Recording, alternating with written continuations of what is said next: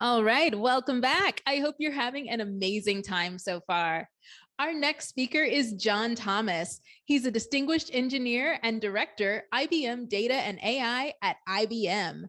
Please join me in welcoming John to our virtual stage. Thank you, Patricia. Thank you for having me on this event. Hello, everyone. Would love to share with you some thoughts around how we can use AI to empower knowledge workers, to tap into all the institutional knowledge that companies hold and drive business outcomes.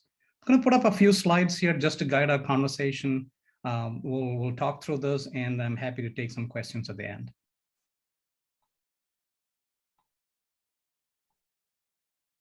Okay. So, we know we are in what is being referred to as an era of knowledge.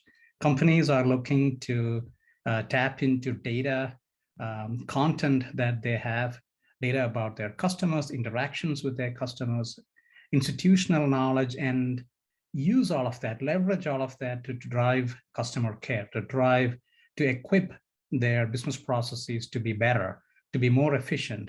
So we are in this knowledge era. We know that. Yet, if you look at the challenges, we find that, and especially when we do these surveys, we find that it is actually very difficult to find the correct information. It is actually one of the biggest contributors to lagging productivity in the office. And this is especially true in the financial sector, where you have to deal with very complex documents, very different types of information that is gathered, whether it's contracts or other financial documents, controls, risk management procedures, etc., and be able to leverage all of this to drive productivity in the office. AI is being tapped into as a way to solve this, and companies are realizing that AI is necessary to solve for this problem. It is becoming mandatory in terms of how we solve for tapping into knowledge, institutional knowledge, and drive better efficiencies in terms of how companies interact with their end users. Now, when IBM, in my role in IBM, we work with companies around the world across different industry sectors, and the teams have been engaged in implementing AI in a variety of different forms and fashion. And a few thoughts, a few themes that have come to the top in making AI operational in a company, because a lot of companies are doing experimental things. A lot of projects are kicked off. A lot of these initiatives remain as just science experiments. But when we look at operationalizing AI, and when we look at making AI successful in a business, three themes are important.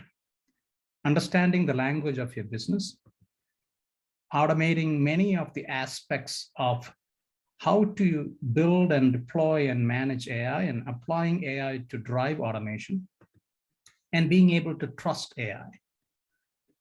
These three themes are essential to drive success in the adoption and in the adoption of AI in a business. So we're going to focus mostly on the language portion in this session. How do you get to understanding the language of your business? How do we make sure we can tap into institutional knowledge? How do we deal with conversational experiences that are truly meaningful, and so on? When we say AI, many people, many companies immediately think of virtual assistants, and that is perfectly a good place to start. Many initial implementations are in these conversational experiences.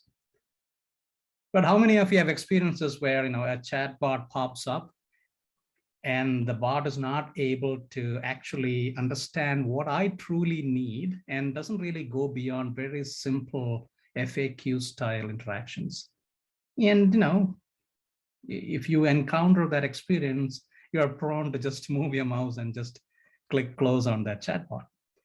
Where it really becomes interesting in conversational AI is when these virtual assistants are truly able to understand what I need, and they are personalized, when they go beyond just FAQ style to being tailored to my specific requirements. In that context, one very important thing is being able to tap into the institutional knowledge that the company has and make that available through these conversational interfaces, and also take into context why I'm interacting, what are the other interactions that I have had with the company, and put them together to create this more personalized experience. Another aspect of this is, how easy is it for a company to roll these experiences out? Can the domain experts get into building and rolling out many of these of these conversational experiences? And how easily can you integrate with your existing channels, with your existing customer-facing channels, with your existing backend systems? These are important. So in that context, differentiating your conversational AI through this notion of tapping into existing content becomes important.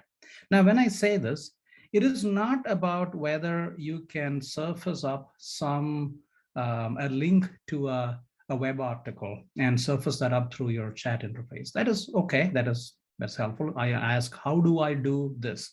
How do I open an account? And you pop up a link to a set of instructions. That is very simplistic. But when you have more nuanced questions, when you have a specific problem that you're trying to solve, and you ask that question, can I find the right sequence of instructions from out of the corporate knowledge base and surface that up in the context of the conversation? We call this document insights. Now, how do we get there? You first have to, once we recognize that we have to deal with a variety of complex document types, the first challenge is understanding the structure of these complex documents. A contracts document is very, very complex in terms of how it is structured, the tabular information that is held in that document, the entities that are referred to in that document, the relationship between different entities in that document.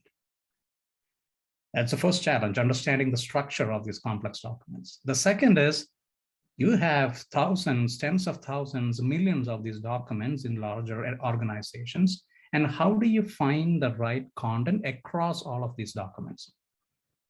The third challenge is, if I can find the right answers, how do I weave that into this virtual assistant experience, into this conversational experience, whether that is through a chat interface or through a voice interface, as you call into the call center?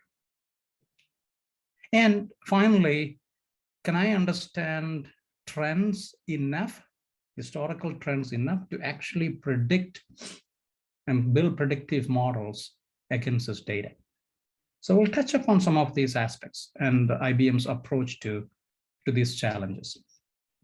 The use cases, you can imagine, we'll come back and actually talk about more use cases and client examples. But you can see in the financial services market, the financial operations market, I touched upon contract management. But in the insurance sector, for example, processing and underwriting claims, where we have a very large corpus of unstructured data that you have to deal with. In audit and compliance, if you look at risk controls in the financial sector, where the risk has been specified and a control has been specified with the 5 Ws, the what, the why, the when, the who. How do you understand the structure of these control descriptions? And these control descriptions are sometimes in the order of tens or thousands in a typical enterprise. How do you understand the structure? How do I find the relationship between the different parties involved in the risk control description? How do I search across them? Right? These are examples. The approach IBM takes is aligned to what we call the AI ladder. The AI ladder is a basic framework we use to help think through how to get to AI and how companies can adopt AI. The different rungs of the ladder are as what you see on the screen here: collect, organize, analyze, and infuse. Collect is about being able to access the right data sets regardless of where they sit, regardless of the type of data you're dealing with. You might be dealing with structured, unstructured, semi-structured data. In the world of knowledge management, we are dealing usually with unstructured data complemented by some amount of structured data. How do you access them? How do you make sure that you don't necessarily have to move lots of data around, but access them from where they sit? Organize is how do you create a governed or organized approach to dealing with this data?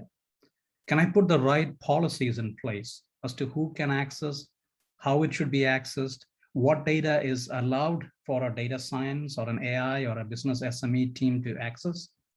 What are the rules and policies and governance around the usage of the data? The next step in the ladder is analyzing the data. And here, if you're dealing with structured data, there are a variety of techniques and capabilities, data science, machine learning capabilities. If you're dealing with unstructured data, a variety of enrichment capabilities, a variety of natural language processing and natural language understanding capabilities that are brought to bear to process the data, to get the data ready, and to actually do analytics on it. As you build these predictive models, as you build classification models, they are useless unless they can be truly operationalized. This is what I alluded to earlier. Language, trust, and automation come to play here. In order for these models to really understand the domain language in the financial sector, in other regulated industries, in order to make sure your models are fair, unbiased as much as possible, or at least you have guardrails around that. In order to make sure you have drift and robustness handled, in order to make sure you have explainability for your model behavior. All of these are needed from a trust perspective, and these need to be thought through so that the business can actually adopt and use AI to drive outcomes. Specifically in the context of unstructured data and the challenges I talked about earlier dealing with complex documents in the enterprise, we look at a specific offering called Watson Discovery that follows this AI ladder concept of collect, organize, analyze, and infuse. When we look at Watson Discovery, we see a number of different capabilities that match that paradigm. Connecting to different types of unstructured data is the first part. Word documents, PDF documents, HTML documents, JSON documents, being able to connect to different types of data, unstructured data, regardless of where it sits. Then the next part is, how do you teach this? And how do you, well, ingestion, creating a collection that you can work on. But as you do that, what is the functionality available out of the box to make this meaningful? Out of the box, we have a number of different enrichments that Watson Discovery offers. So the idea of entities, companies, organizations, actors, customers, accounts are all examples of entities, and Discovery is able to understand these entities and surface them out of the box. Understanding and dealing with entities is one type of enrichment. Another type of enrichment is relationships. Being able to understand the relationship between an account holder and the account in terms of what is written in the unstructured data, in your text information. Establishing that relationship. Another type of enrichment is the idea of concepts, where you might not even have a specific keyword, but can you understand everything that goes around a certain concept and be able to correlate between them? Sentiment. Is this document negative, positive? Emotion. These are all examples of enrichments, right? And out of the box, we provide a set of capabilities to do this against the unstructured data that you're ingesting. Now, you might think, well, that's good, but for my specific domain, John, you had said, understand the language of your business. I have very specific concepts. I have very specific key terms and entities and relationships between those entities in my business. How do I teach the system that? This is where the notion of a domain expert stepping into this process comes in. So you can, in addition to what the systems can do out of the box, you can have domain experts step into this and say, I can teach. I can create a small sample which the system can learn from. I can point out specific entities, specific keywords, specific relationships that are very, very nuanced and relevant to my business. And as I do this, maybe as an annotation mechanism, the system will learn. It will create a natural language model behind the scenes so that it can be applied at scale against the data to do these enrichments. And once the enrichments are in place, the next step up is doing the analysis that I was talking about. Can I understand trends? Can I understand patterns? Can I search? Can I find what is changing between different corpuses? And then integration. Remember, in order to really operationalize this, these need to be accessible from your existing web and mobile applications, from your existing backend and front office applications. So being able to make the API calls to drive all of this and get this functionality woven into your existing business processes is important. If you look at some of the pieces that the technology provides, I talked about being able to understand complex document structures.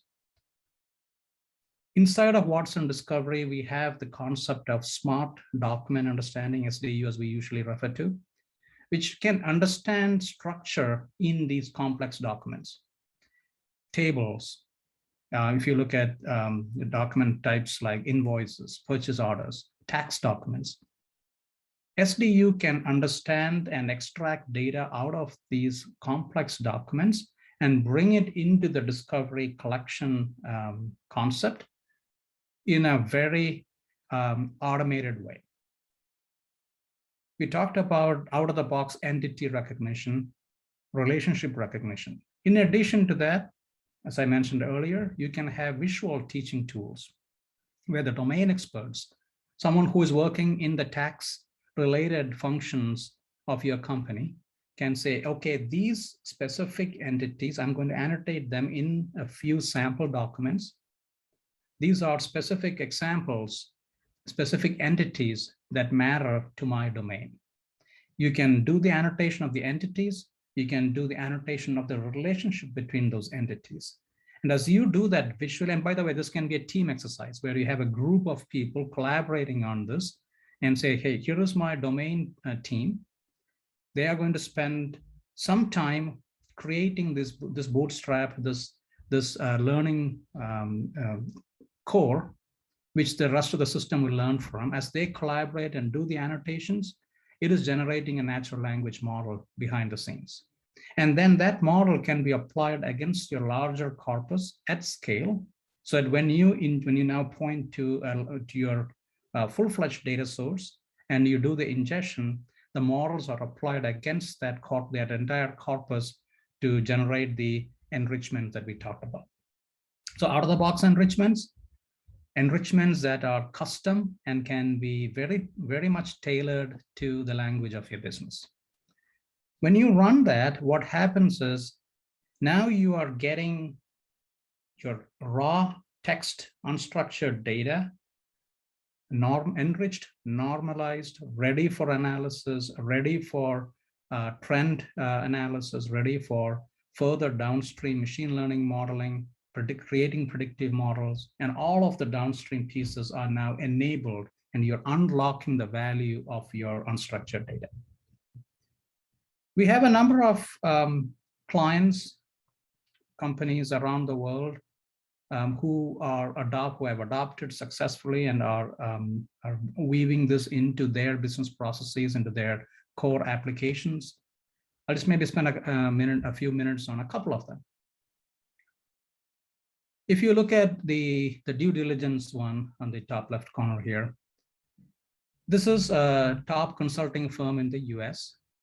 They're using the Watson Discovery platform that I talked about on cloud. And they are using this to help them through the mergers and acquisitions due diligence process. So as you can imagine, in M&A, you have to work with a variety of unstructured documents. Professionals are spending a lot of time combing through this unstructured data and not enough time on truly productive business outcomes. The approach that we talked about, being able to connect to different documents relevant to the merger and acquisition plan, being able to do both out of the box and custom enrichments, being able to generate the collection that SMEs can work with very quickly and run their analysis against, is how they are using Watson Discovery in an M&A scenario. Bottom right corner, this is a leading financial services company in the US. They provide services to financial services to a variety of end clients, ranging from banks to retail to other industries, but these are all financial services that they provide. And they get millions of calls into their call center. As agents handle these incoming calls, the question is, can we equip the agents with the best information to solve the incoming inquiry? Now think of this. There is a tremendous amount of institutional knowledge captured in manuals and knowledge articles and problem resolution documents and ServiceNow tickets that exist in the company. As a new inquiry comes in, as the agent is handling, has opened up a new service inquiry, a ServiceNow ticket, is looking at it, what if we could use AI to power and dramatically improve the client servicing experience? We can dramatically improve the end user's experience when they come in with an inquiry. Starting with finding similar inquiries from the past. Can I present to the agent a list of all similar inquiries from the past, ranked in terms of relevance? Can I then surface to the agent the most appropriate knowledge articles or content that the system AI ranks as best suited for the agent to solve the problem? Now, there is a learning process that can be done here, right? As a system surfaces a list of options for the agent can look at this and do a thumbs up, thumbs down on the material, on the content that is provided by the AI, so that the AI keeps learning. And another part of this is being able to find root cause across multiple inquiries, and then excuse me, and then being able to link to the right knowledge based on that. So lots of client examples of tapping into institutional knowledge to drive business outcomes. The analysts, Forrester, Gartner have ranked IBM as a leader in this space. Do take a look at this. And the benefits have been proven time and again in terms of time savings, especially when you look at knowledge workers that spend a lot of time doing text search, doing analysis of the content.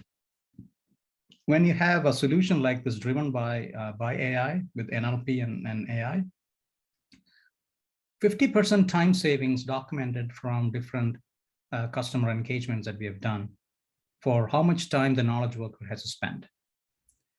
ROI in terms of over time, driving additional revenue, etc., are metrics that we are happy to share. In summary, I just want to say this. As knowledge workers look to improve the customer experience, look to drive better business outcomes, tap into the power of AI. Tap into the power of AI, recognizing that it is important to understand the language of your business and be able to enrich your documents with the right kind of domain expertise, the right kind of out-of-the-box capabilities to drive downstream analytics, to drive downstream productivity for the end user, so that your knowledge workers can focus on truly high-value work. Thank you. Looking forward to more interactions in the space. Wow, thank you, John. That was amazing. If you could stop sharing your slides, I know this virtual audience wants to give you a huge virtual round of applause. Thank you again for sharing with us today. Thank you, Patricia. Thank you for having me. Yeah. It's our pleasure. For the audience, it's time for you to make your way to your next session. Along the way, make sure you accept your connection request and take some time to check out our amazing exhibits. Thanks so much, and we'll see you around.